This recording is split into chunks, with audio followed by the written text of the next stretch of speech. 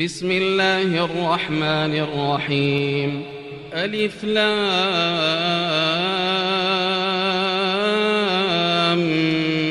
ميم. ذلك الكتاب لا ريب فيه هدى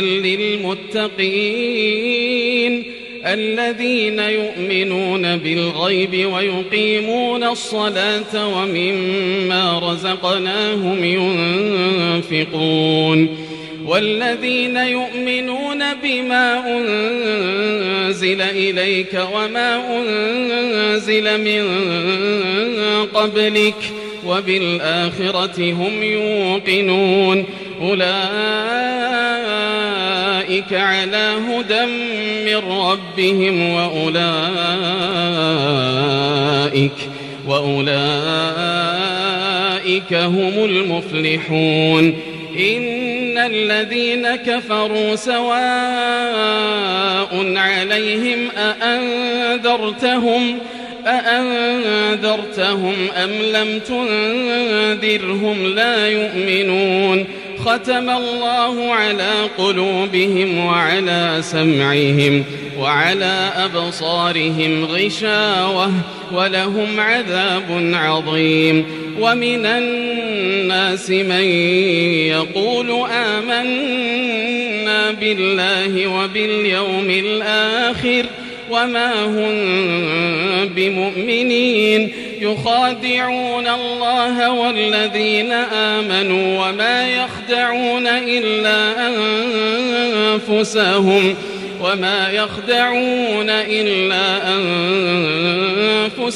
وما يشعرون. في قلوبهم مرض فزادهم الله مرضا ولهم عذاب أليم بما كانوا يكذبون. وإذا قيل لهم لا تفسدوا في الأرض قالوا إنما نحن مصلحون ألا إنهم هم المفسدون ولكن لا يشعرون. وإذا قيل لهم آمنوا كما آمن الناس قالوا أنؤمن كما آمن السفهاء ألا إنهم هم السفهاء ولكن لا يعلمون. وإذا لقوا الذين آمنوا قالوا آمنا وإذا خلوا إلى شياطينهم قالوا إنا معكم إنما نحن مستهزئون. الله يستهزئ بهم ويمدهم في طغيانهم يعمهون. أولئك الذين اشتروا الضلالة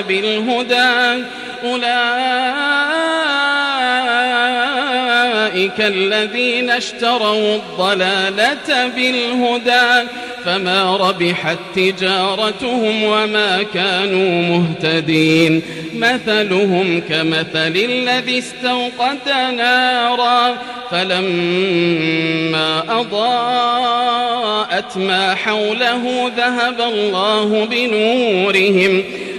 الله بنورهم وتركهم في ظلمات لا يبصرون. صم بكم عمي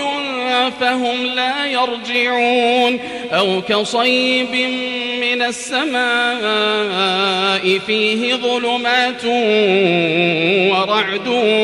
وبرق يجعلون أصابعهم في آذانهم من الصواعق حذر الموت والله محيط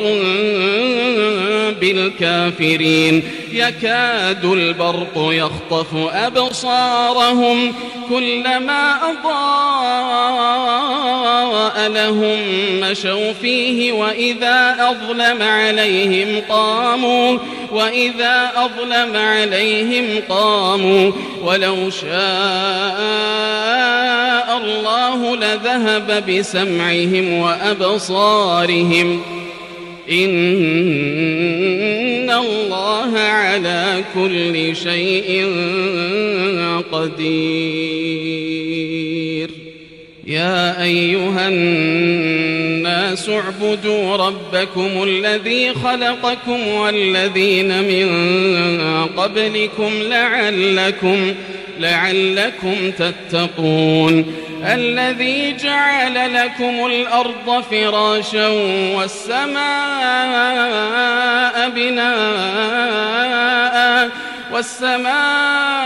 بناء وأنزل من السماء ماء فأخرج به من الثمرات رزقا لكم فلا تجعلوا لله أندادا وأنتم تعلمون. وإن كنتم في ريب مما نزلنا على عبدنا فأتوا بسورة من مثله وادعوا شهداءكم من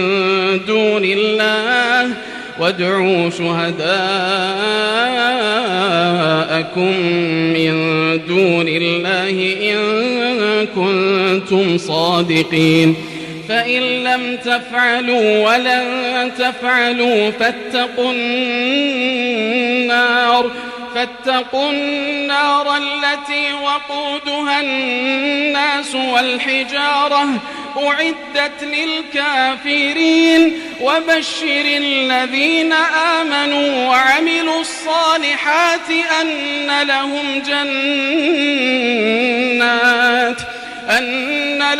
جنات تجري من تحتها الأنهار كلما رزقوا منها من ثمرة رزقا قالوا هذا الذي رزقنا من قبل وأتوا به متشابها ولهم فيها أزواج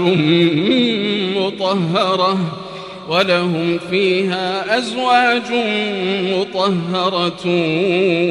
وهم فيها خالدون. إن الله لا يستحيي أن يضرب مثلا ما بعوضة فما فوقها فأما الذين آمنوا فيعلمون أنه الحق من ربهم وأما الذين كفروا فيقولون ماذا أراد الله بهذا مثلا يضل به كثيرا ويهدي به كثيرا وما يضل به إلا الفاسقين الذين ينقضون عهد الله من بعد ميثاقه ويقطعون ما أمر الله به أن يوصل ويفسدون في الأرض أولئك هم الخاسرون. كيف تكفرون بالله وكنتم أمواتا فأحياكم ثم يميتكم ثم يحييكم ثم إليه ترجعون. هو الذي خلق لكم ما في الأرض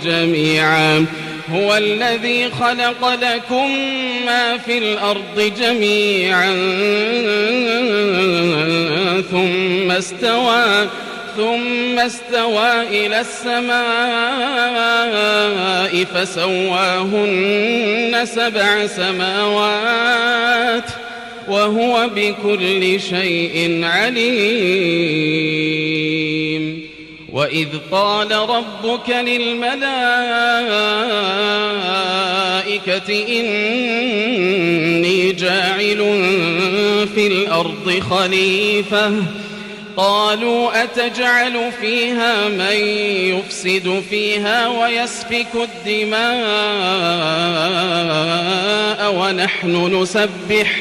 ونحن نسبح بحمدك ونقدس لك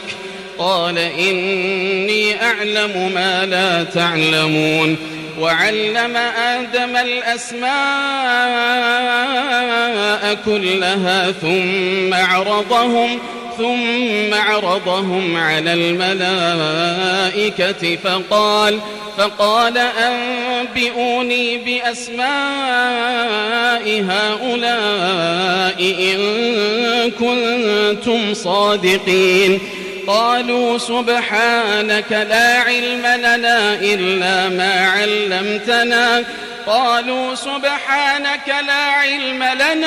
إلا ما علمتنا إنك أنت العليم الحكيم قال يا آدم أنبئهم بأسمائهم فلما أنبأهم بأسمائهم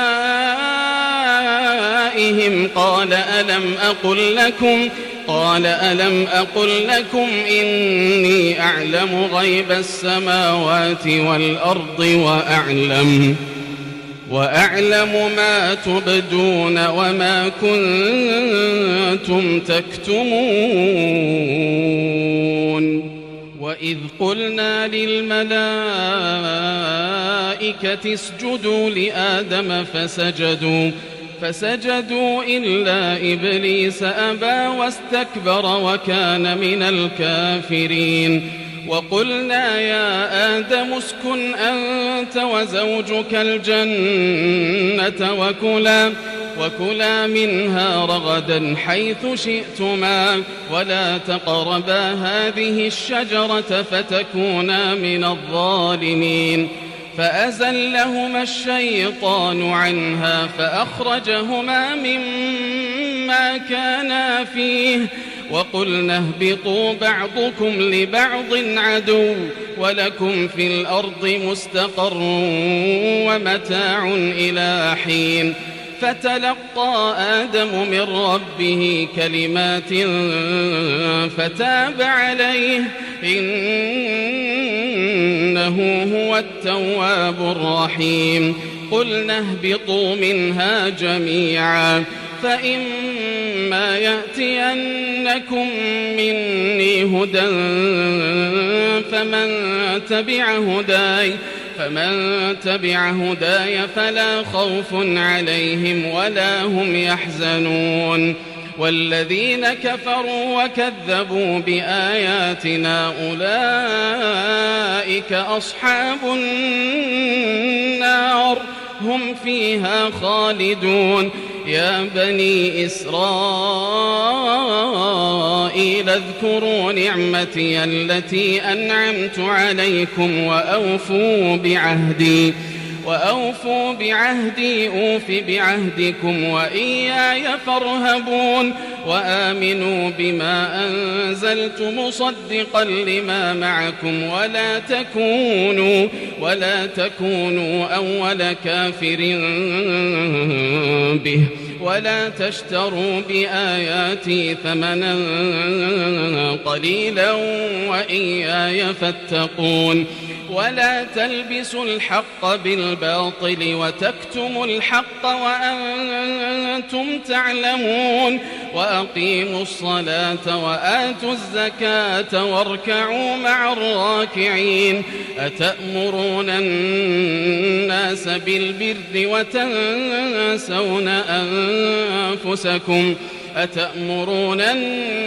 بالبر وتنسون أنفسكم وأنتم تتلون الكتاب أفلا تعقلون واستعينوا بالصبر والصلاة وإنها لكبيرة إلا على الخاشعين الذين يظنون أنهم ملاقو ربهم وأنهم إليه راجعون يا بني إسرائيل قيل اذكروا نعمتي التي أنعمت عليكم وأني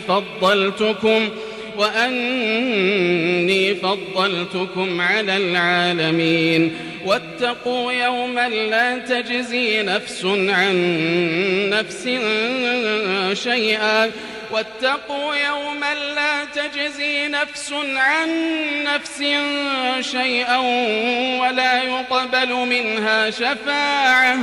ولا يقبل منها شفاعة ولا يؤخذ منها عدل ولا هم ينصرون وإذ نجيناكم من آل فرعون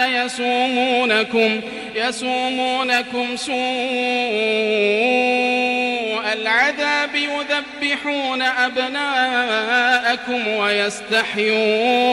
يذبحون أبناءكم ويستحيون نساءكم وفي ذلكم بلاء من ربكم عظيم وإذ فرقنا بكم البحر فأنجيناكم وأغرقنا آل فرعون وأنتم تنظرون وإذ واعدنا موسى 40 ليلة ثم اتخذتم العجل من بعده وأنتم ظالمون ثم عفونا عنكم من بعد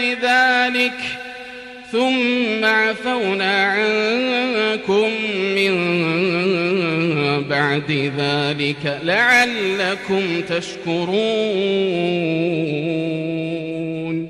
وإذ آتينا موسى الكتاب والفرقان لعلكم تهتدون وإذ قال موسى لقومه يا قوم إنكم ظلمتم أنفسكم باتخاذكم العجل فتوبوا إلى بارئكم فاقتلوا أنفسكم ذلكم خير لكم عند بارئكم فتاب عليكم إنه هو التواب الرحيم وإذ قلتم يا موسى لن نؤمن لك حتى نرى الله جهرة فأخذتكم الصاعقة وأنتم تنظرون ثم بعثناكم من بعد موتكم لعلكم تشكرون وظللنا عليكم الغمام وأنزلنا عليكم المن والسلوى كلوا من طيبات ما رزقناكم وما ظلمونا ولكن كانوا أنفسهم يظلمون وإذ قلنا ادخلوا هذه القرية فكلوا منها حيث شئتم رغدا وادخلوا الباب سجدا وقولوا حطة نغفر لكم خطاياكم وسنزيد المحسنين فبدل الذين ظلموا قولا غير الذي قيل لهم فأنزلنا على الذين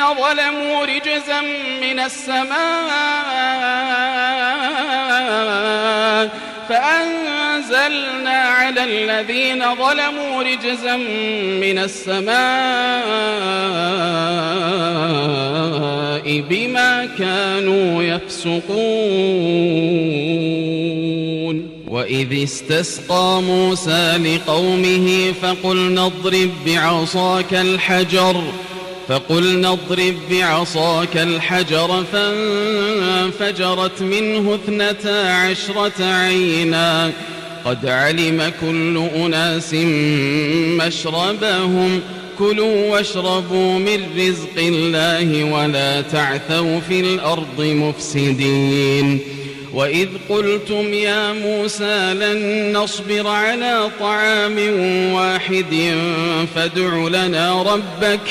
فادع لنا ربك يخرج لنا مما تنبت الأرض من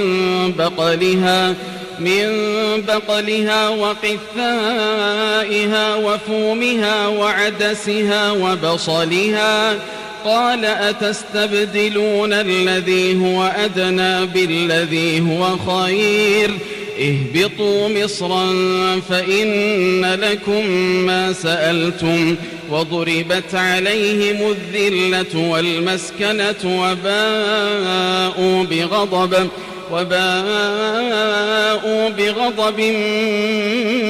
من الله ذلك بأنهم كانوا يكفرون بآيات الله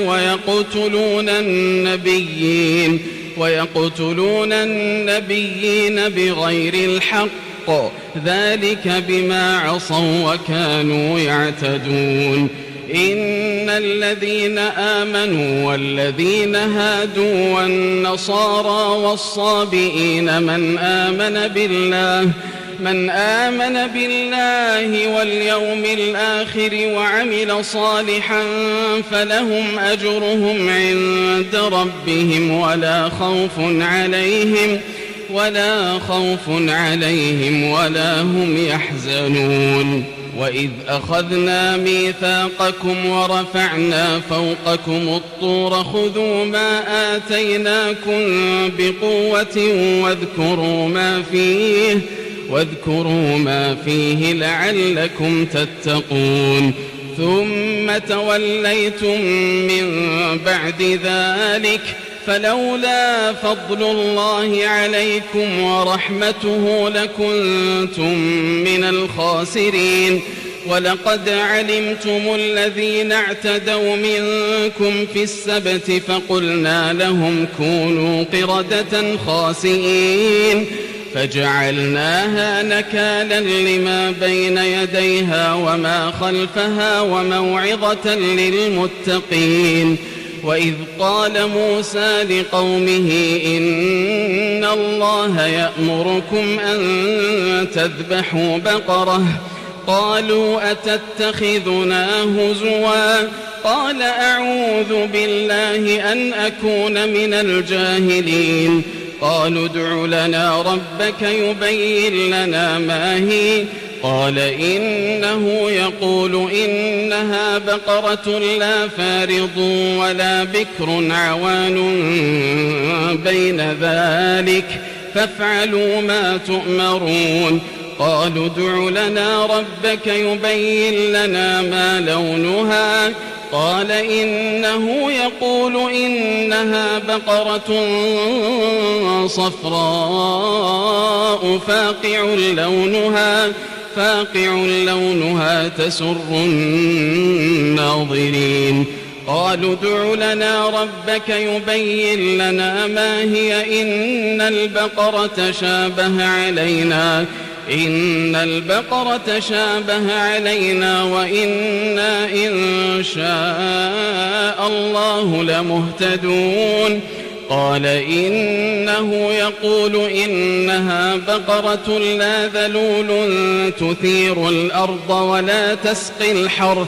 ولا تسقي الحرث مسلمة لا شية فيها قالوا الآن جئت بالحق فذبحوها وما كادوا يفعلون وإذ قتلتم نفسا فادارأتم فيها والله مخرج ما كنتم تكتمون فقلنا اضربوه ببعضها كذلك يحيي الله الموتى ويريكم آياته لعلكم تعقلون ثم قست قلوبكم من بعد ذلك فهي كالحجارة أو أشد قسوة وإن من الحجارة لما يتفجر منه الأنهار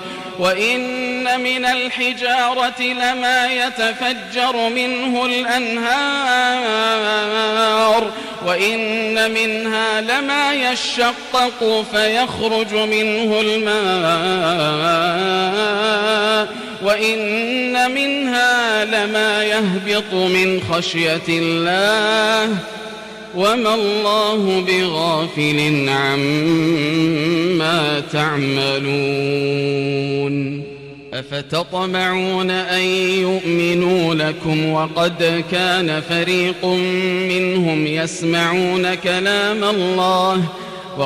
كان فريق منهم يسمعون كلام الله ثم يحرفونه من بعد ما عقلوه وهم يعلمون وإذا لقوا الذين آمنوا قالوا آمنا وإذا خلا بعضهم إلى بعض قالوا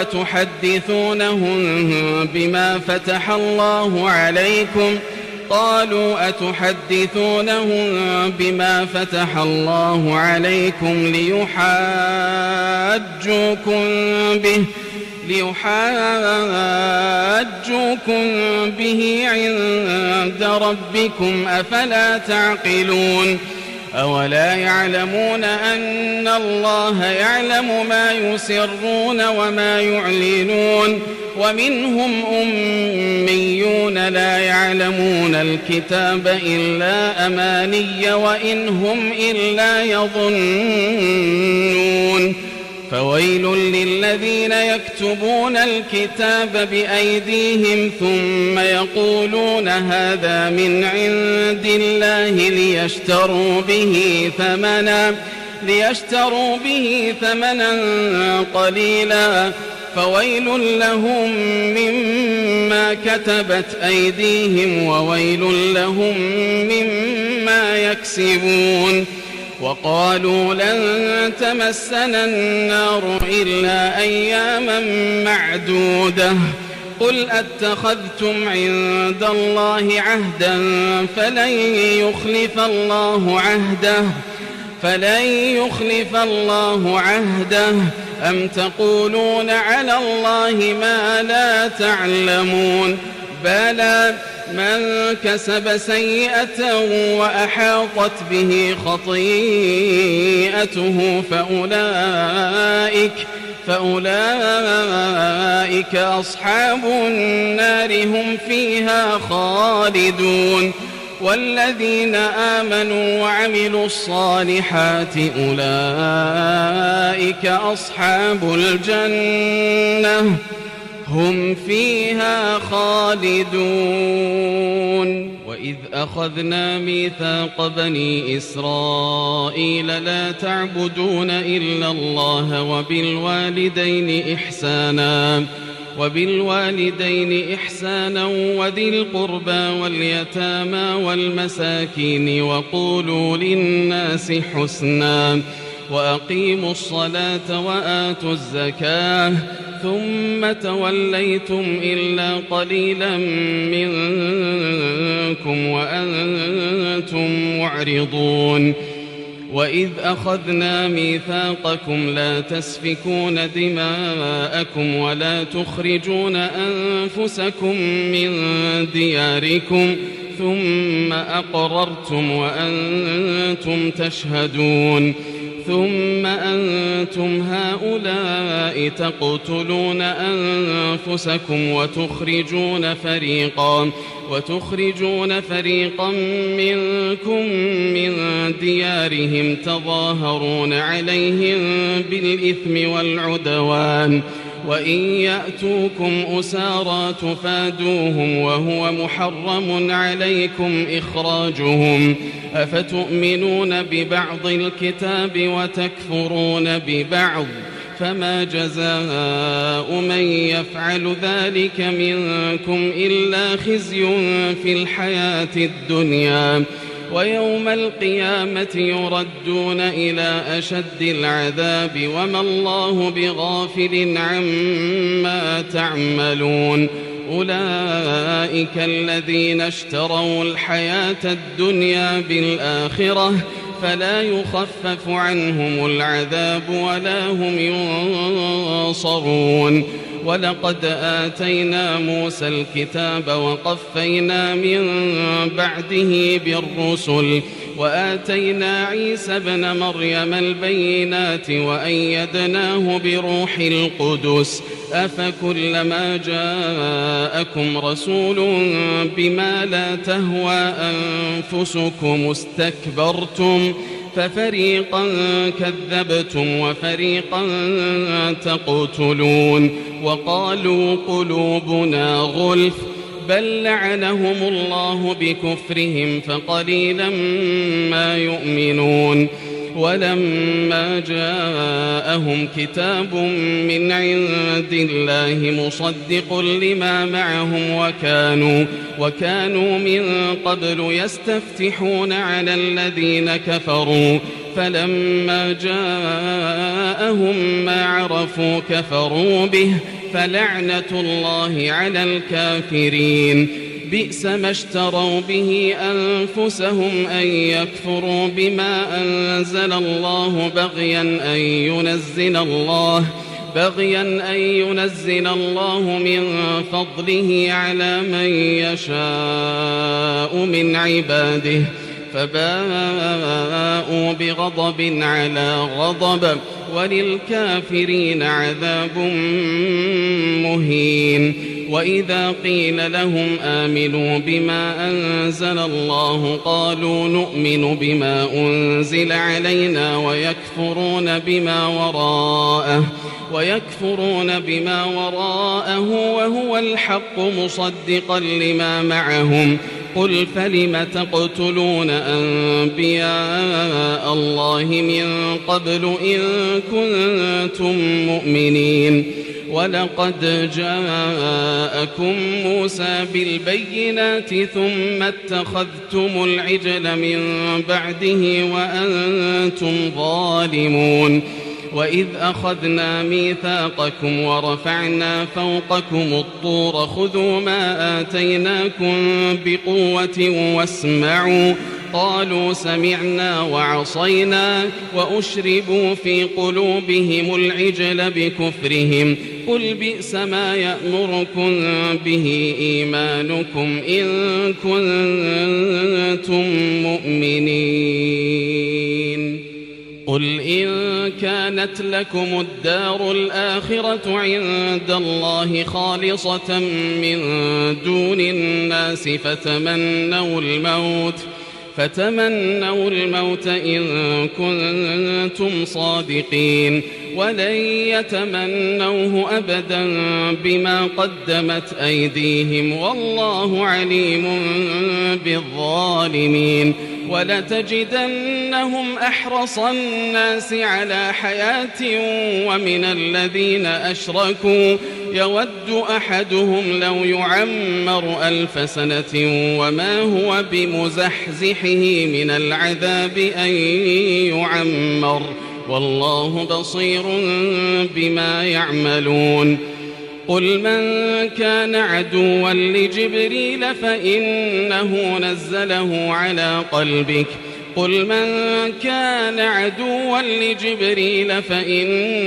نزله على قلبك بإذن الله مصدقا لما بين يديه وهدى وبشرى للمؤمنين من كان عدوا لله وملائكته ورسله وجبريل وميكال فإن الله عدو للكافرين ولقد أنزلنا إليك آيات بينات وما يكفر بها إلا الفاسقون أوكلما عاهدوا عهدا نبذه فريق منهم بل أكثرهم لا يؤمنون ولما جاءهم رسول من عند الله مصدق لما معهم نبذ فريق من الذين أوتوا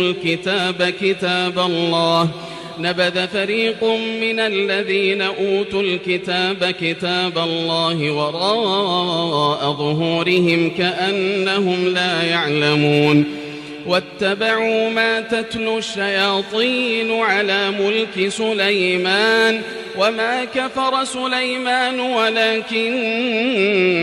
الشياطين كفروا يعلمون الناس السحر وما أنزل على الملكين ببابل هاروت وماروت وما يعلمان من أحد حتى يقولا إنما نحن فتنة فلا تكفر فيتعلمون منهما ما يفرقون به بين المرء وزوجه وما هم بضارين به من أحد إلا بإذن الله ويتعلمون ما يضرهم ولا ينفعهم ولقد علموا لمن اشتراه ما له في الآخرة من خلاق ولبئس ما شروا به أنفسهم لو كانوا يعلمون ولو أنهم آمنوا واتقوا لمثوبة من عند الله خير لو كانوا يعلمون يا أيها الذين آمنوا لا تقولوا راعنا وقولوا انظرنا واسمعوا وللكافرين عذاب أليم ما يود الذين كفروا من أهل الكتاب ولا المشركين أن ينزل عليكم من خير من ربكم والله يختص برحمته من يشاء والله يختص برحمته من يشاء والله ذو الفضل العظيم ما ننسخ من آية أو ننسها نأت بخير منها أو مثلها ألم تعلم أن الله على كل شيء قدير ألم تعلم أن الله له ملك السماوات والأرض وما لكم من دون الله من ولي ولا نصير أم تريدون أن تسألوا رسولكم كما سئل موسى من قبل ومن يتبدل الكفر بالإيمان فقد ضل سواء السبيل ود كثير من أهل الكتاب لو يردونكم من بعد إيمانكم كفارا حسدا من عند أنفسهم من بعد ما تبين لهم الحق فاعفوا واصفحوا حتى يأتي الله بأمره إن الله على كل شيء قدير وأقيموا الصلاة وآتوا الزكاة وما تقدموا لأنفسكم من خير تجدوه عند الله إن الله بما تعملون بصير وقالوا لن يدخل الجنة إلا من كان هودا أو نصارى تلك أمانيهم قل هاتوا برهانكم إن كنتم صادقين بلى من أسلم وجهه لله وهو محسن فله أجره عند ربه ولا خوف عليهم ولا هم يحزنون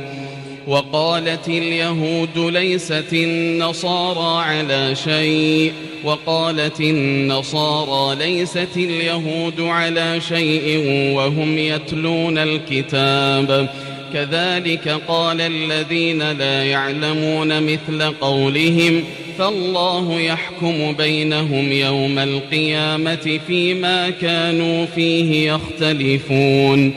ومن أظلم ممن منع مساجد الله أن يذكر فيها اسمه وسعى في خرابها ومن أظلم ممن منع مساجد الله أن يذكر فيها اسمه وسعى في خرابها أولئك ما كان لهم أن يدخلوها إلا خائفين لهم في الدنيا خزي ولهم في الآخرة عذاب عظيم ولله المشرق والمغرب فأينما تولوا فثم وجه الله إن الله واسع عليم وقالوا اتخذ الله ولدا سبحانه بل له ما في السماوات والأرض كل له قانتون بديع السماوات والأرض وإذا قضى أمرا فإنما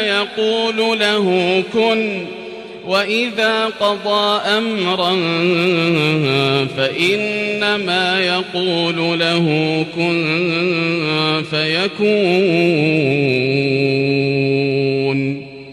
وقال الذين لا يعلمون لولا يكلمنا الله أو تأتينا آية كذلك قال الذين من قبلهم مثل قولهم تشابهت قلوبهم قد بينا الآيات لقوم يوقنون إنا أرسلناك بالحق بشيرا ونذيرا ولا تسأل عن أصحاب الجحيم ولن ترضى عنك اليهود ولا النصارى حتى تتبع ملتهم قل إن هدى الله هو الهدى ولئن اتبعت أهواءهم بعد الذي جاءك من العلم ما لك من الله من ولي ولا نصير الذين آتيناهم الكتاب يتلونه حق تلاوته أولئك يؤمنون به ومن يكفر به فأولئك هم الخاسرون يا بني إسرائيل اذكروا نعمتي التي أنعمت عليكم وأني فضلتكم على العالمين واتقوا يوما لا تجزي نفس عن نفس شيئا ولا يقبل منها عدل ولا تنفعها شفاعة ولا هم ينصرون وإذ ابتلى إبراهيم ربه بكلمات فأتمهن قال إني جاعلك للناس إماما قال ومن ذريتي قال لا ينال عهد الظالمين وإذ جعلنا البيت مثابة للناس وأمنا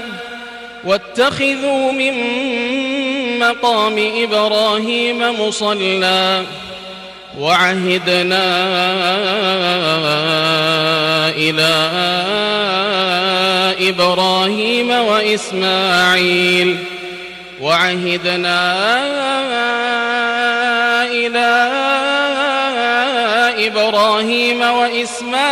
أن طهرا بيتي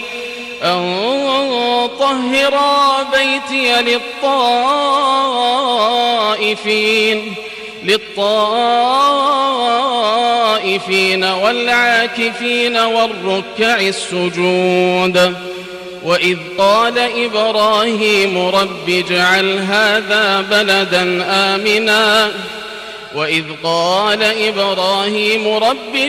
هذا بلدا آمنا وارزق أهله من الثمرات وارزق أهله من الثمرات من آمن منهم بالله واليوم الآخر. قال ومن كفر فأمتعه قليلا ثم أضطره إلى عذاب النار وبئس المصير. وإذ يرفع إبراهيم القواعد من البيت وإسماعيل ربنا تقبل منا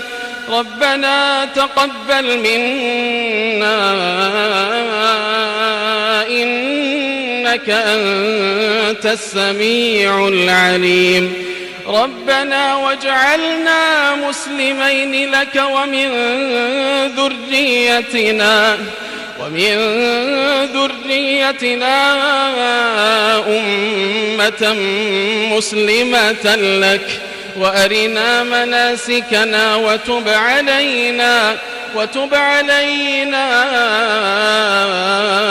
إنك أنت التواب الرحيم. ربنا وابعث فيهم رسولا منهم يتلو عليهم آياتك ويعلمهم الكتاب والحكمة ويزكيهم إنك أنت العزيز الحكيم. ومن يرغب عن ملة إبراهيم إلا من سفه نفسه ولقد اصطفيناه في الدنيا وإنه في الآخرة لمن الصالحين. إذ قال له ربه أسلم قال أسلمت لرب العالمين. ووصى بها إبراهيم بنيه ويعقوب يا بني إن الله اصطفى لكم الدين. ووصى بها إبراهيم بنيه ويعقوب يا بني إن الله اصطفى لكم الدين فلا تموتن إلا وأنتم مسلمون. أم كنتم شهداء إذ حضر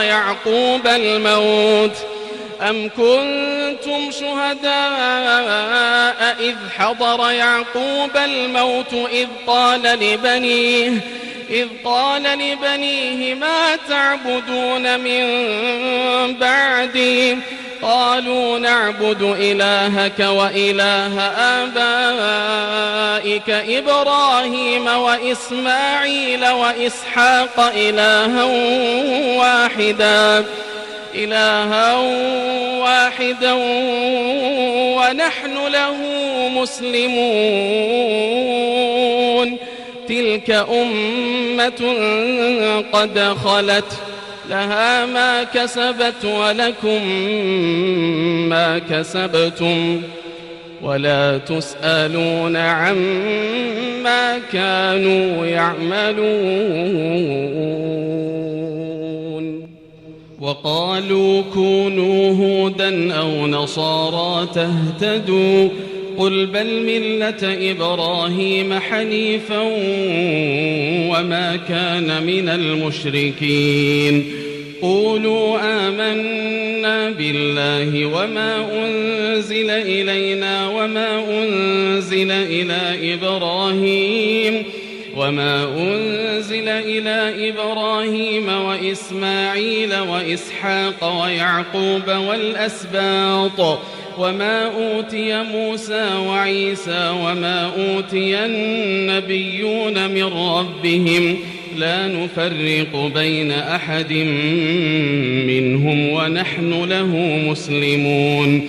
فإن آمنوا بمثل ما آمنتم به فقد اهتدوا وإن تولوا فإنما هم في شقاق فسيكفيكهم الله وهو السميع العليم. صبغة الله ومن أحسن من الله صبغة ونحن له عابدون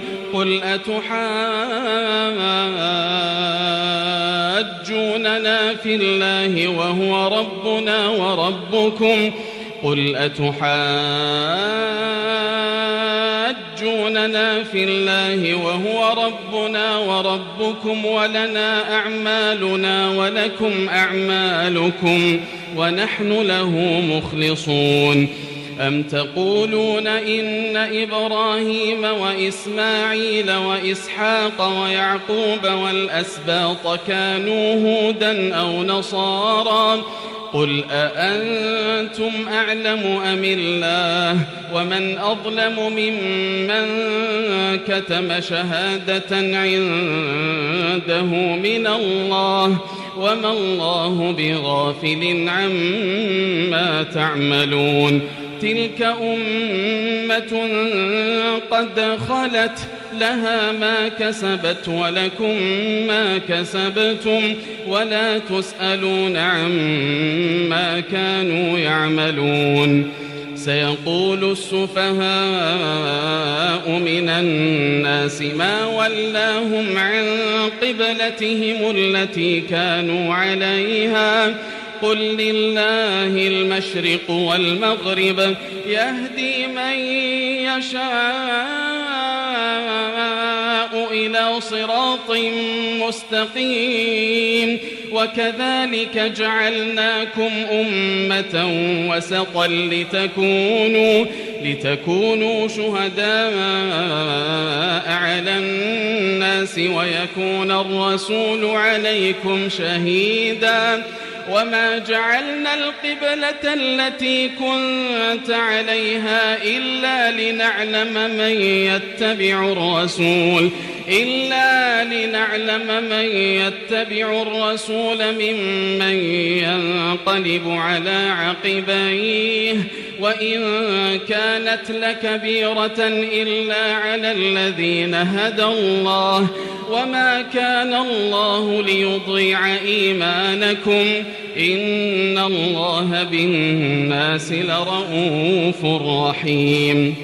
قد نرى تقلب وجهك في السماء فلنولينك قبلة ترضاها فول وجهك شطر المسجد الحرام وحيث ما كنتم فولوا وجوهكم شطره وإن الذين أوتوا الكتاب ليعلمون أنه الحق من ربهم وما الله بغافل عما يعملون ولئن أتيت الذين أوتوا الكتاب بكل آية ما تبعوا قبلتك وما أنت بتابع قبلتهم وما بعضهم بتابع قبلة بعض ولئن اتبعت أهواءهم من بعد ما جاءك من العلم إنك إذا لمن الظالمين الذين آتيناهم الكتاب يعرفونه كما يعرفون أبناءهم وإن فريقا منهم ليكتمون الحق وهم يعلمون الحق من ربك فلا تكونن من الممترين ولكل وجهة هو موليها فاستبقوا الخيرات أينما تكونوا يأت بكم الله جميعا إن الله على كل شيء قدير ومن حيث خرجت فول وجهك شطر المسجد الحرام وإنه للحق من ربك وما الله بغافل عما تعملون ومن حيث خرجت فول وجهك شطر المسجد الحرام وحيث ما كنتم فولوا وجوهكم شطره لئلا يكون للناس عليكم حجة إلا الذين ظلموا منهم فلا تخشوهم واخشوني ولأتم نعمتي عليكم ولعلكم تهتدون كما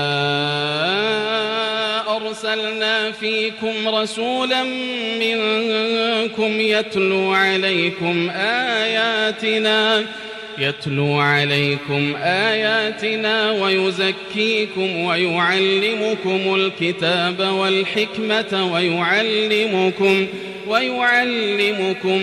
ما لم تكونوا تعلمون فاذكروني أذكركم واشكروا لي ولا تكفرون يا أيها الذين آمنوا استعينوا بالصبر والصلاة إن الله مع الصابرين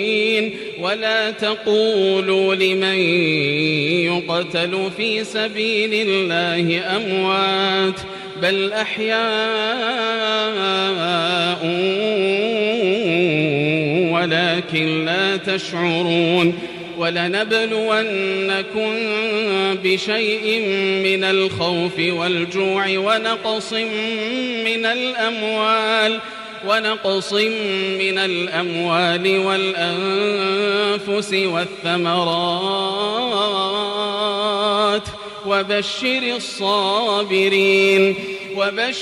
الصابرين الذين إذا أصابتهم مصيبة قالوا إنا لله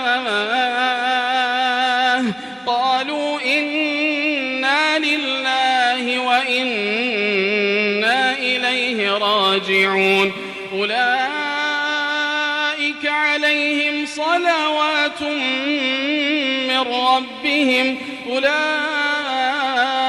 عليهم صلوات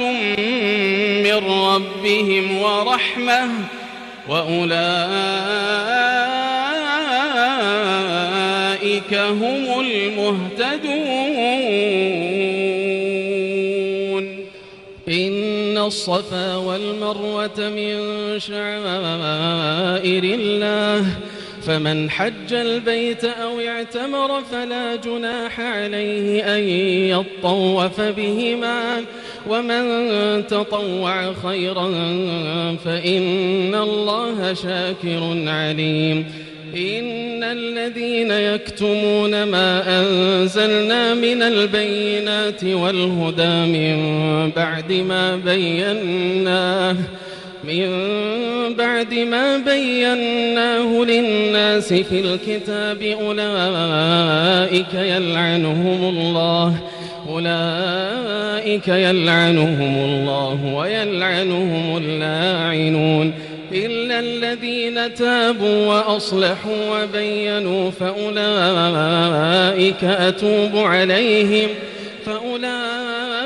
أتوب عليهم وأنا التواب الرحيم إن الذين كفروا وماتوا وهم كفار أولئك عليهم لعنة الله والملائكة والناس أجمعين خالدين فيها لا يخفف عنهم العذاب ولا هم ينظرون وإلهكم إله واحد لا إله إلا هو الرحمن الرحيم إن في خلق السماوات والأرض واختلاف الليل والنهار والفلك التي تجري في البحر بما ينفع الناس وما أنزل الله من السماء من ماء فأحيا به الأرض بعد موتها وبث فيها من كل دابة وتصريف الرياح والسحاب المسخر بين السماء والأرض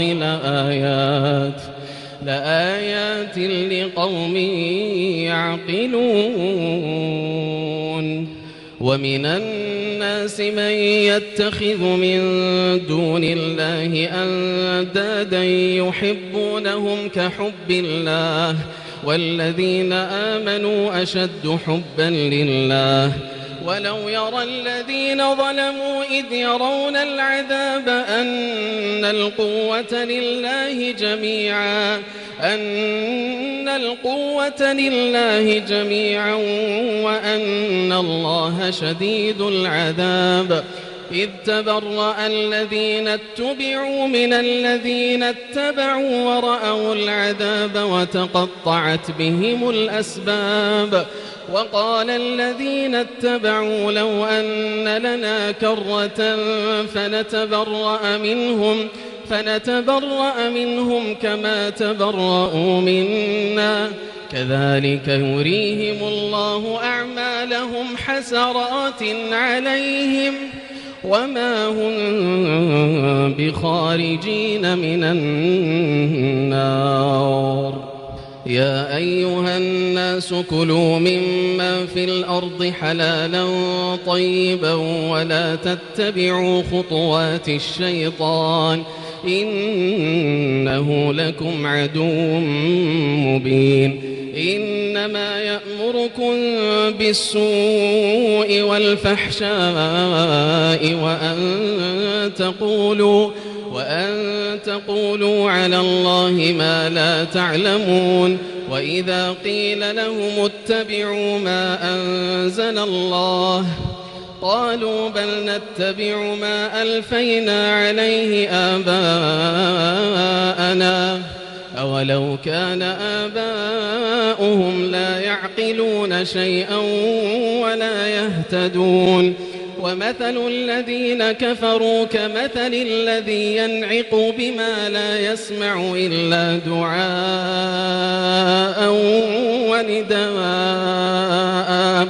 صم بكم عمي فهم لا يعقلون. يا أيها الذين آمنوا كلوا من طيبات ما رزقناكم واشكروا لله إن كنتم إياه تعبدون. إنما حرم عليكم الميتة والدم ولحم الخنزير وما أهل به لغير الله فمن اضطر غير باغ ولا عاد فلا إثم عليه إن الله غفور رحيم. إن الذين يكتمون ما أنزل الله من الكتاب ويشترون به ثمنا قليلا أولئك ما يأكلون في بطونهم إلا النار ولا يكلمهم الله يوم القيامة ولا يزكيهم ولهم عذاب أليم. أولئك الذين اشتروا الضلالة بالهدى والعذاب بالمغفرة فما أصبرهم على النار ذلك بأن الله نزل الكتاب بالحق وإن الذين اختلفوا في الكتاب لفي شقاق بعيد. ليس البر أن تولوا وجوهكم قبل المشرق والمغرب ولكن البر من آمن بالله واليوم الآخر والملائكة والكتاب والنبيين وآتى المال على حبه ذوي القربى واليتامى والمساكين وابن السبيل والسائلين وفي الرقاب وأقام الصلاة وآتى الزكاة والموفون بعهدهم إذا عاهدوا والصابرين في البأساء والضراء وحين البأس أولئك الذين صدقوا وأولئك هم المتقون. يا أيها الذين آمنوا كتب عليكم القصاص في القتلى الحر بالحر والعبد بالعبد والأنثى بالأنثى فمن عفي له من أخيه شيء فاتباع بالمعروف وأداء إليه بإحسان ذلك تخفيف من ربكم ورحمة فمن اعتدى بعد ذلك فله عذاب أليم. ولكم في القصاص حياة يا أولي الألباب لعلكم تتقون. كتب عليكم إذا حضر أحدكم الموت إن ترك خيرا الوصية للوالدين والأقربين بالمعروف حقا على المتقين فمن بدله بعدما سمعه فإنما إثمه على الذين يبدلونه إن الله سميع عليم. فمن خاف من موص جنفا أو إثما فأصلح بينهم فلا إثم عليه إن الله غفور رحيم. يا أيها الذين آمنوا كتب عليكم الصيام كما كتب على الذين من قبلكم لعلكم تتقون أياما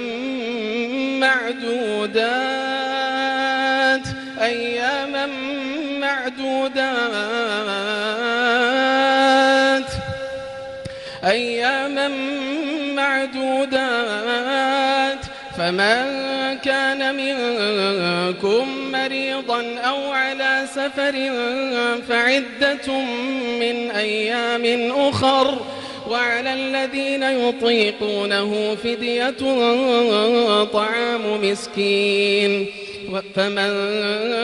تطوع خيرا فهو خير له وأن تصوموا خير لكم إن كنتم تعلمون. شهر رمضان الذي أنزل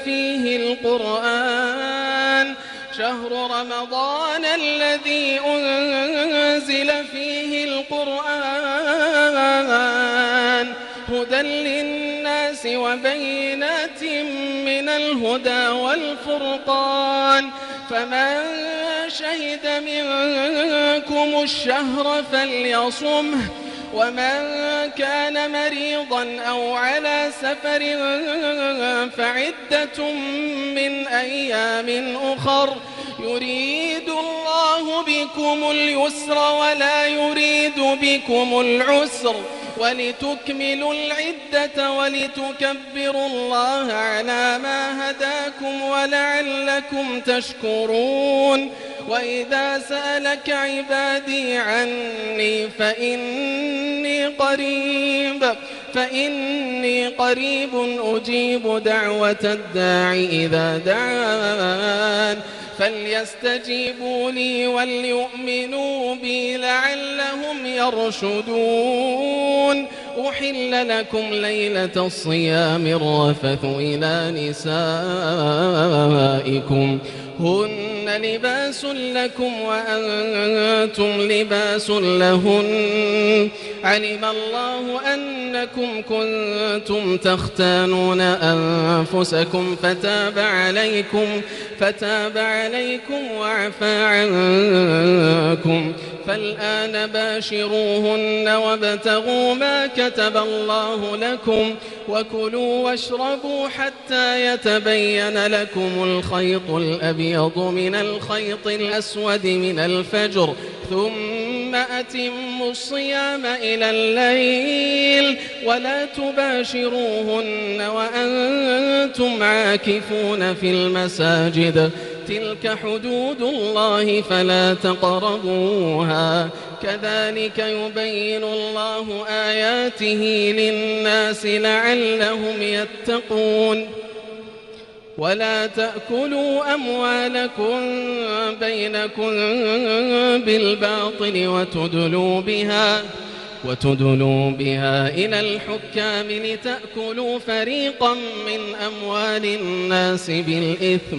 لتأكلوا فريقا من أموال الناس بالإثم وأنتم تعلمون يسألونك عن الأهلة قل هي مواقيت للناس والحج وليس البر بأن تأتوا البيوت من ظهورها ولكن البر من اتقى وأتوا البيوت من أبوابها واتقوا الله لعلكم تفلحون وقاتلوا في سبيل الله الذين يقاتلونكم ولا تعتدوا إن الله لا يحب المعتدين واقتلوهم حيث ثقفتموهم وأخرجوهم من حيث أخرجوكم والفتنة أشد من القتل ولا تقاتلوهم عند المسجد الحرام حتى يقاتلوكم فيه فإن قاتلوكم فاقتلوهم كذلك جزاء الكافرين فإن انتهوا فإن الله غفور رحيم وقاتلوهم حتى لا تكون فتنة ويكون الدين لله فإن انتهوا فلا عدوان إلا على الظالمين الشهر الحرام بالشهر الحرام والحرمات قصاص فمن اعتدى عليكم فاعتدوا عليه بمثل ما اعتدى عليكم واتقوا الله واعلموا أن الله مع المتقين وأنفقوا في سبيل الله ولا تلقوا بأيديكم إلى التهلكة وأحسنوا إن الله يحب المحسنين وأتموا الحج والعمرة لله فإن أحصرتم فما استيسر من الهدي ولا تحلقوا رؤوسكم حتى يبلغ الهدي محله فمن كان منكم مريضا أو به أذى من رأسه ففدية من صيام أو صدقة أو نسك فإذا أمنتم فمن تمتع بالعمرة إلى الحج فما استيسر من الهدي فمن لم يجد فصيام 3 أيام في الحج و7 إذا رجعتم تلك 10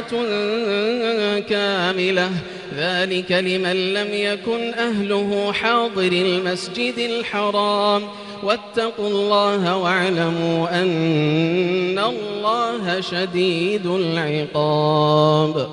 الحج أشهر معلومات فمن فرض فيهن الحج فلا رفث ولا فسوق ولا جدال في الحج وما تفعلوا من خير يعلمه الله وتزودوا فإن خير الزاد التقوى واتقون يا أولي الألباب ليس عليكم جناح أن تبتغوا فضلا من ربكم فإذا أفضتم من عرفات فاذكروا الله عند المشعر الحرام واذكروه كما هداكم وإن كنتم من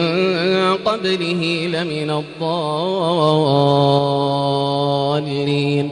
ثم أفيضوا من حيث أفاض الناس واستغفروا الله إن الله غفور رحيم فإذا قضيتم مناسككم فاذكروا الله كذكركم آباءكم أو أشد ذكرا فمن الناس من يقول ربنا آتنا في الدنيا وما له في الآخرة من خلاق ومنهم من يقول ربنا آتنا في الدنيا حسنة ومنهم من يقول ربنا آتنا في الدنيا حسنة وفي الآخرة حسنة وقنا عذاب النار أولئك لهم نصيب مما كسبوا والله سريع الحساب واذكروا الله في أيام معدودات فمن تعجل في يومين فلا إثم عليه ومن تأخر فلا إثم عليه لمن اتقى واتقوا الله واعلموا أنكم إليه تحشرون ومن الناس من يعجبك قوله في الحياة الدنيا ويشهد الله على ما في قلبه وهو ألد الخصام وإذا تولى سعى في الأرض ليفسد فيها ويهلك الحرث والنسل والله لا يحب الفساد وإذا قيل له اتق الله أخذته العزة بالإثم فحسبه جهنم ولبئس المهاد ومن الناس من يشري نفسه ابتغاء مرضات الله والله رؤوف بالعباد يا أيها الذين آمنوا ادخلوا في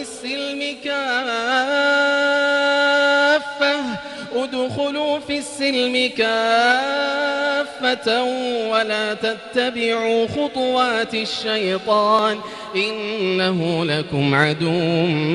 مبين فإن زللتم من بعد ما جاءتكم البينات فاعلموا أن الله عزيز حكيم هل ينظرون إلا أن يأتيهم الله في ظلل من الغمام والملائكة وقضي الأمر وإلى الله ترجع الأمور سل بني إسرائيل كم آتيناهم من آية بينة ومن يبدل نعمة الله من بعد ما جاءته فإن الله شديد العقاب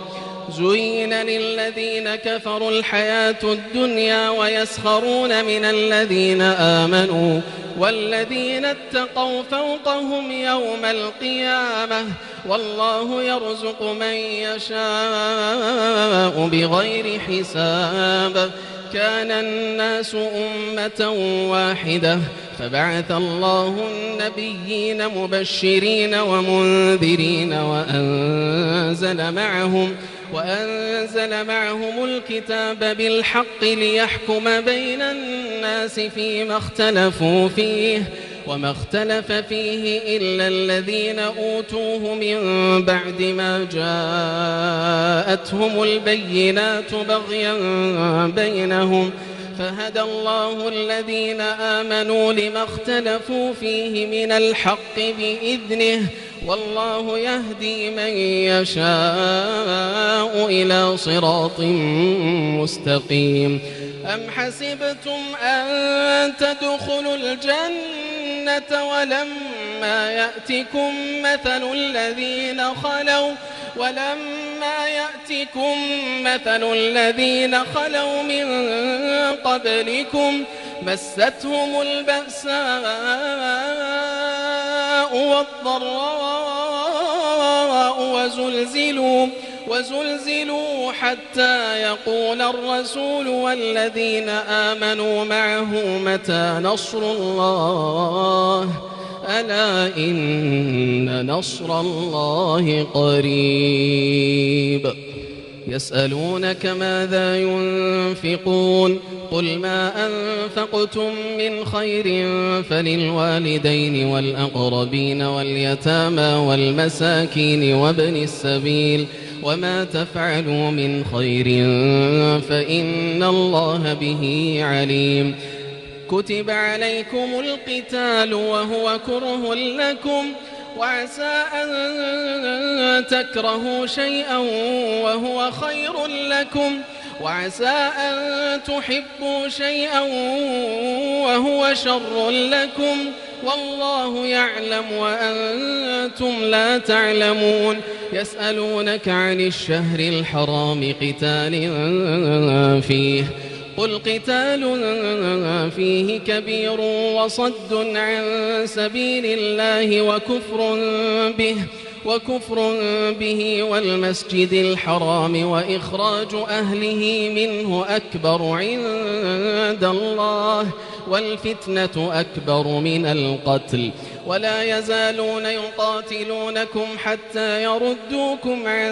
دينكم إن استطاعوا ومن يرتدد منكم عن دينه فيمت وهو كافر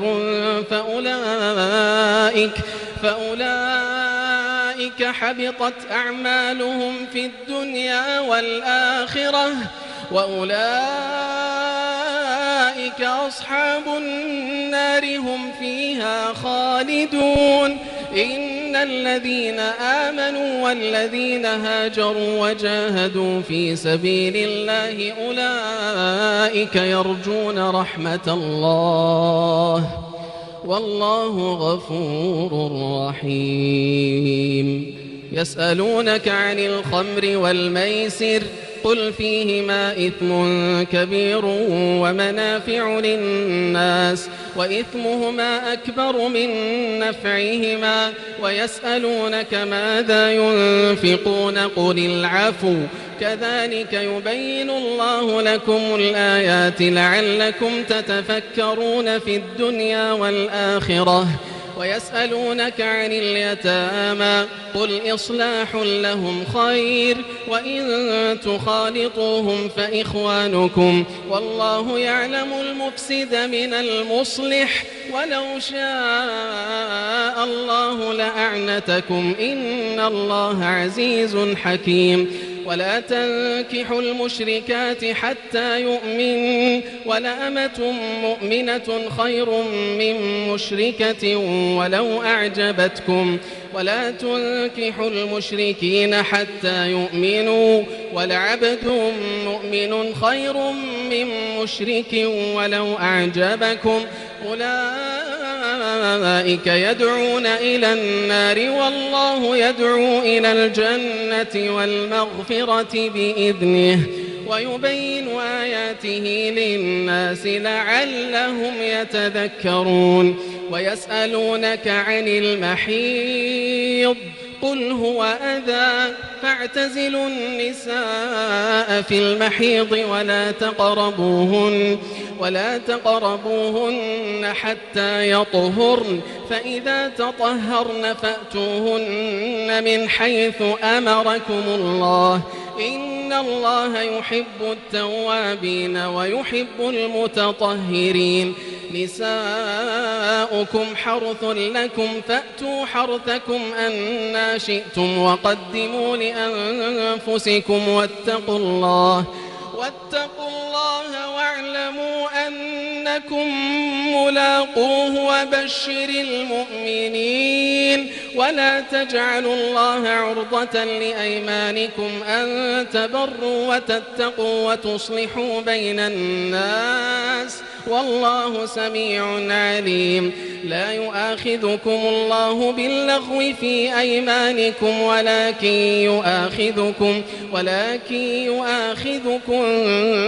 بما كسبت قلوبكم والله غفور حليم للذين يؤلون من نسائهم تربص 4 أشهر فإن فاءوا فإن الله غفور رحيم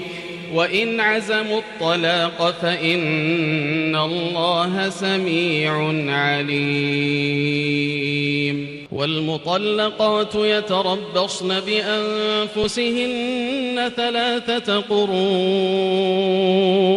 ولا يحل لهن أن يكتمن ما خلق الله في أرحامهن إن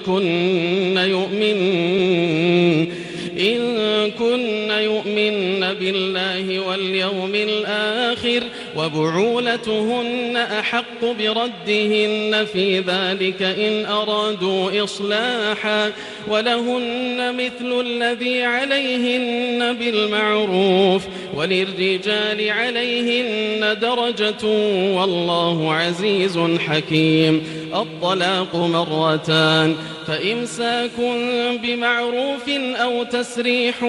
بإحسان ولا يحل لكم أن تأخذوا مما آتيتموهن شيئا إلا أن يخافا ألا يقيما حدود الله فإن خفتم ألا يقيما حدود الله فلا جناح عليهما فيما افتدت به تلك حدود الله فلا تعتدوها ومن يتعد حدود الله فأولئك هم الظالمون. فإن طلقها فلا تحل له من بعد حتى تنكح زوجا غيره فإن طلقها فلا جناح عليهما أن يتراجعا إن ظنا أن يقيما حدود الله وتلك حدود الله يبينها لقوم يعلمون. وإذا طلقتم النساء فبلغن أجلهن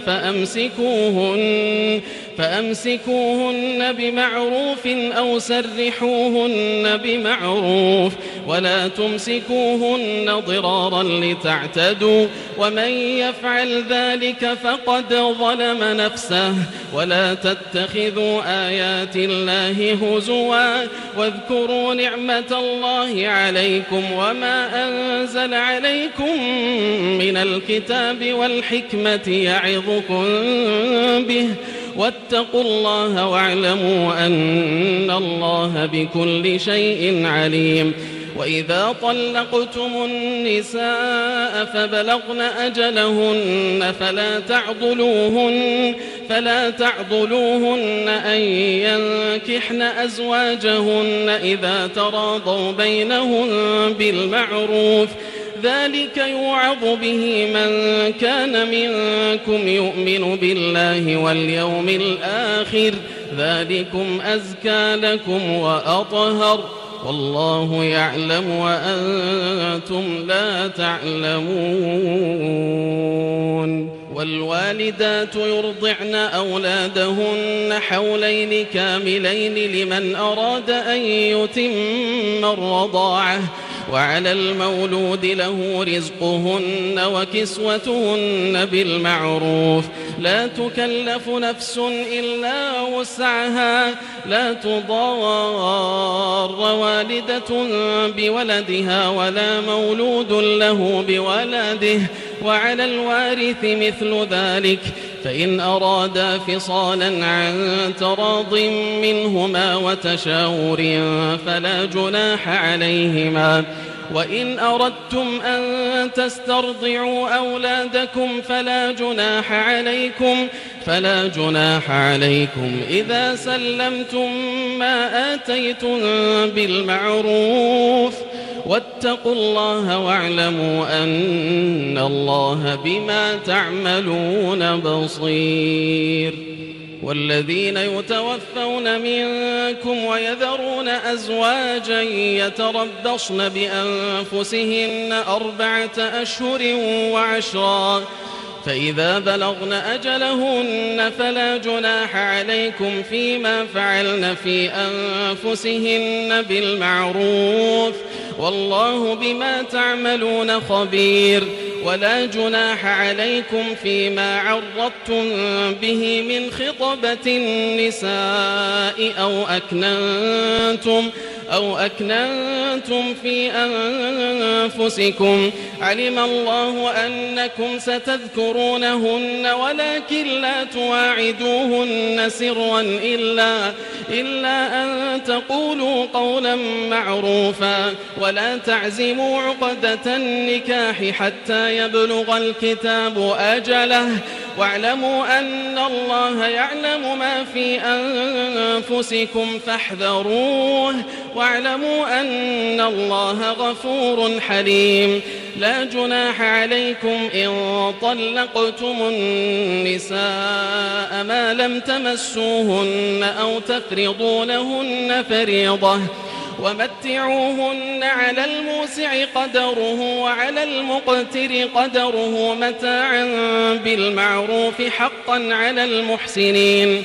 وإن طلقتموهن من قبل أن تمسوهن وقد فرضتم لهن فريضة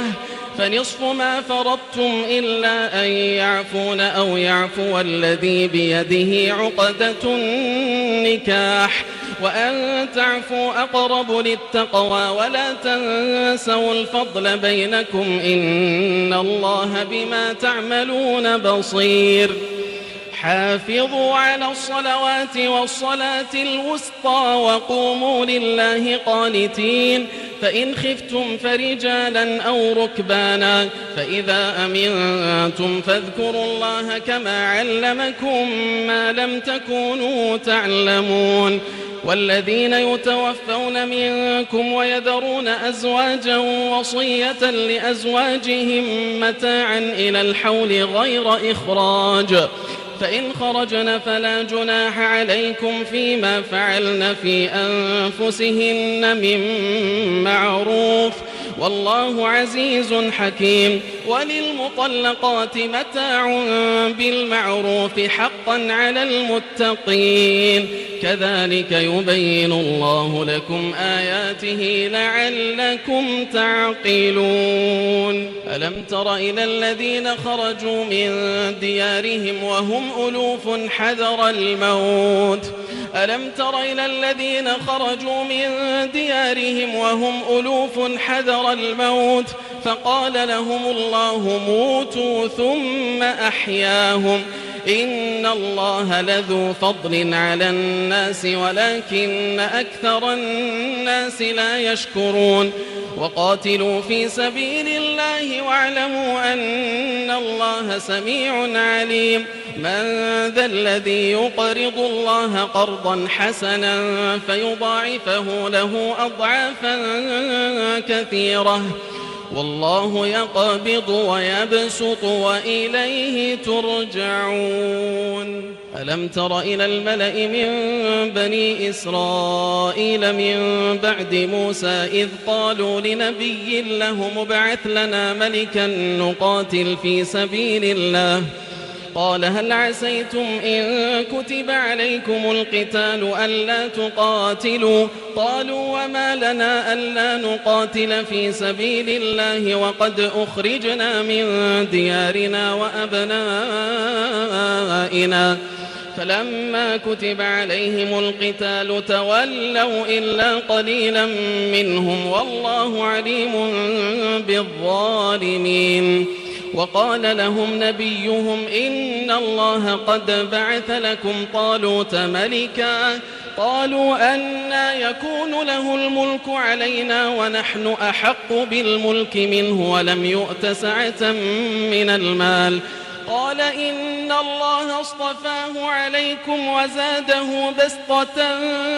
في العلم والجسم والله يؤتي ملكه من يشاء والله واسع عليم وقال لهم نبيهم إن آية ملكه أن يأتيكم التابوت فيه سكينة من ربكم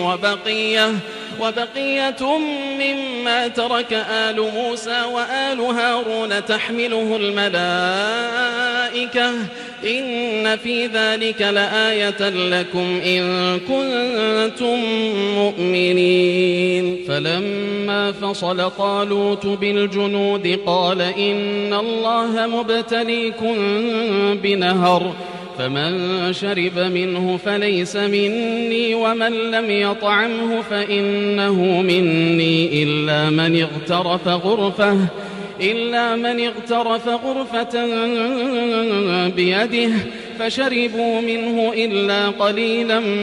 منهم فلما جاوزه هو والذين آمنوا معه قالوا لا طاقة لنا اليوم بجالوت وجنوده قال الذين يظنون أنهم ملاقوا الله كم من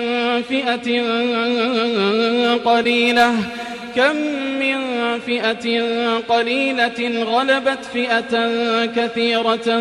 بإذن الله والله مع الصابرين ولما برزوا لجالوت وجنوده قالوا ربنا أفرغ علينا صبرا وثبت أقدامنا وانصرنا على القوم الكافرين فهزموهم بإذن الله وقتل داود جالوت وآتاه الله الملك والحكمة وعلمه مما يشاء ولولا دفع الله الناس بعضهم ببعض لفسدت الأرض ولكن الله ذو فضل على العالمين تلك آيات الله نتلوها عليك بالحق وإنك لمن المرسلين تلك الرسل فضلنا بعضهم على بعض منهم من كلم الله ورفع بعضهم درجات وآتينا عيسى ابن مريم البينات وأيدناه بروح القدس ولو شاء الله ما اقتتل الذين من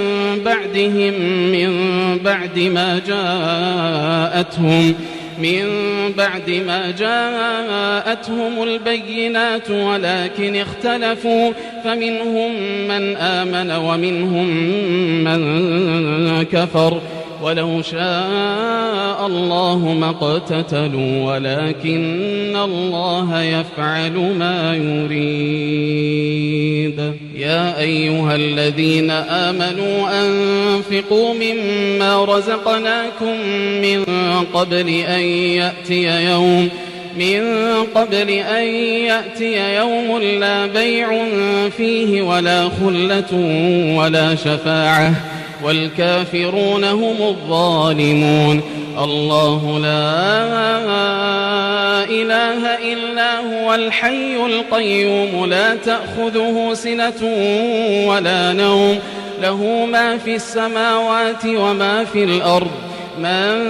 ذا الذي يشفع عنده إلا بإذنه يعلم ما بين أيديهم وما خلفهم ولا يحيطون بشيء من علمه إلا بما شاء وسع كرسيه السماوات والأرض ولا يؤوده حفظهما وهو العلي العظيم لا إكراه في الدين قد تبين الرشد من الغي فمن يكفر بالطاغوت ويؤمن بالله فقد استمسك بالعروة الوثقى لا انفصام لها والله سميع عليم الله ولي الذين آمنوا يخرجهم من الظلمات إلى النور والذين كفروا أولياؤهم الطاغوت يخرجونهم من النور إلى الظلمات أولئك أصحاب النار هم فيها خالدون ألم تر إلى الذي حاج إبراهيم في ربه أن آتاه الله الملك إذ قال إبراهيم ربي الذي يحيي ويميت قال أنا أحيي وأميت قال إبراهيم فإن الله يأتي بالشمس من المشرق فأت بها من المغرب فبهت الذي كفر والله لا يهدي القوم الظالمين أو كالذي مر على قرية وهي خاوية على عروشها قال أنى يحيي هذه الله بعد موتها فأماته الله 100 عام ثم بعثه قال كم لبثت قال لبثت يوما أو بعض يوم قال بل لبثت 100 عام فانظر إلى طعامك وشرابك لم يتسنه وانظر إلى حمارك ولنجعلك آية للناس وانظر إلى العظام كيف ننشزها ثم نكسوها لحما فلما تبين له قال أعلم أن الله على كل شيء قدير وإذ قال إبراهيم رب أرني كيف تحيي الموتى قال أولم تؤمن قال بلى ولكن ليطمئن قلبي قال فخذ 4 من الطير فصرهن إليك ثم اجعل على كل جبل منهن جزءا ثم ادعهن يأتينك سعيا واعلم أن الله عزيز حكيم مثل الذين ينفقون أموالهم في سبيل الله كمثل حبة أنبتت 7 سنابل في كل سنبلة 100 حبة والله يضاعف لمن يشاء والله واسع عليم الذين ينفقون أموالهم في سبيل الله ثم لا يتبعون ما أنفقوا منا ولا أذى لهم أجرهم عند ربهم ولا خوف عليهم ولا هم يحزنون قول معروف ومغفرة خير من صدقة يتبعها أذى والله غني حليم يا أيها الذين آمنوا لا تبطلوا صدقاتكم بالمن والأذى كالذي ينفق ماله رئاء الناس ولا يؤمن بالله واليوم الآخر فمثله كمثل صفوان عليه تراب فأصابه وابل فتركه صلدا لا يقدرون على شيء مما كسبوا والله لا يهدي القوم الكافرين ومثل الذين ينفقون أموالهم ابتغاء مرضات الله وتثبيتا من أنفسهم كمثل جنة بربوة أصابها وابل فآتت أكلها ضعفين فإن لم يصبها وابل فطل والله بما تعملون بصير أيود أحدكم أن تكون له جنة من نخيل وأعناب تجري من تحتها الأنهار له فيها من كل الثمرات وأصابه الكبر وله ذرية ضعفاء فأصابها إعصار فيه نار فاحترقت كذلك يبين الله لكم الآيات لعلكم تتفكرون يا أيها الذين آمنوا أنفقوا من طيبات ما كسبتم ومما أخرجنا لكم من الأرض ولا تيمموا الخبيث منه تنفقون ولستم بآخذيه إلا أن تغمضوا فيه واعلموا أن الله غني حميد الشيطان يعدكم الفقر ويأمركم بالفحشاء والله يعدكم مغفرة منه وفضلا والله واسع عليم يؤتي الحكمة من يشاء ومن يؤت الحكمة فقد أوتي خيرا كثيرا وما يذكر إلا أولو الألباب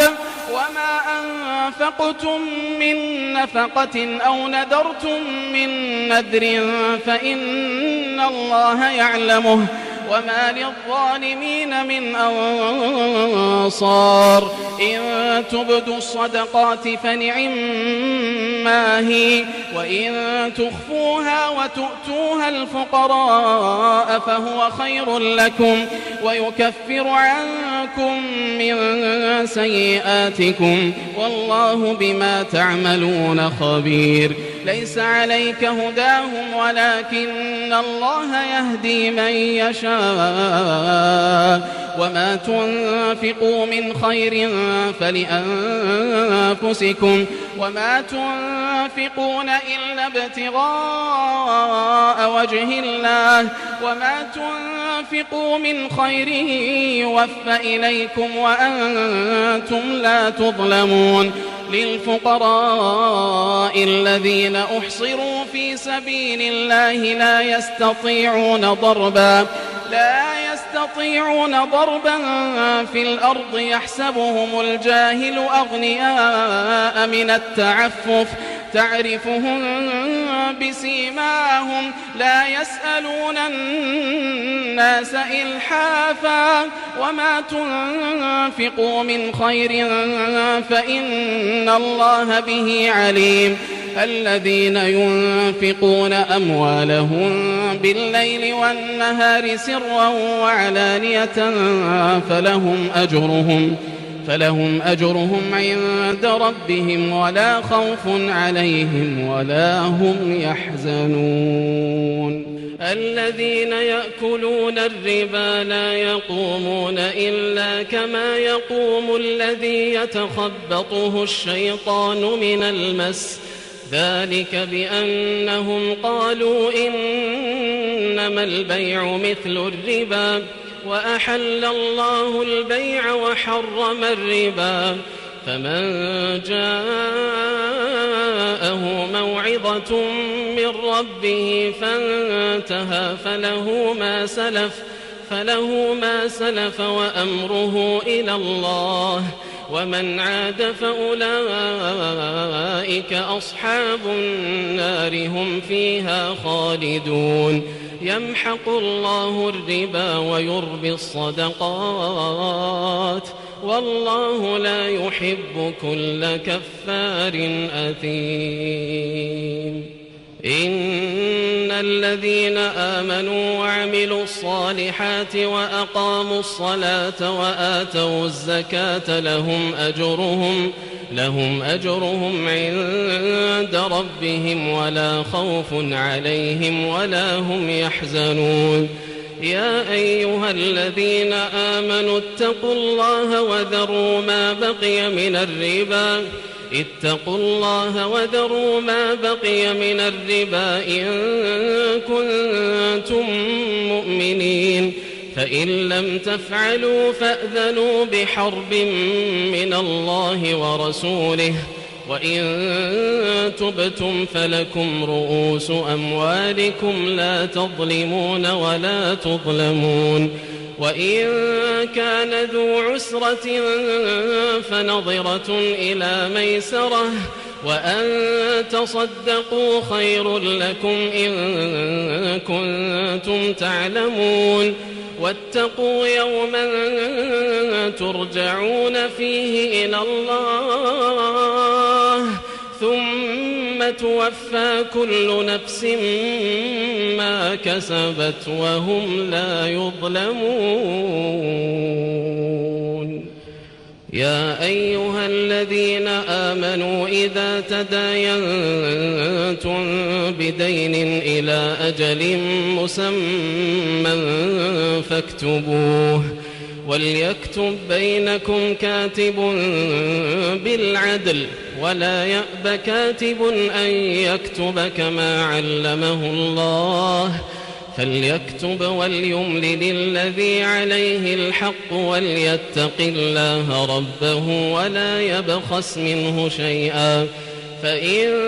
كان الذي عليه الحق سفيها أو ضعيفا أو لا يستطيع أن يمل هو فليملل وليه بالعدل واستشهدوا شهيدين من رجالكم فإن لم يكونا رجلين فرجل وامرأتان ممن ترضون من الشهداء أن تضل إحداهما فتذكر إحداهما الأخرى ولا يأبى الشهداء إذا ما دعوا ولا تسأموا أن تكتبوه صغيرا أو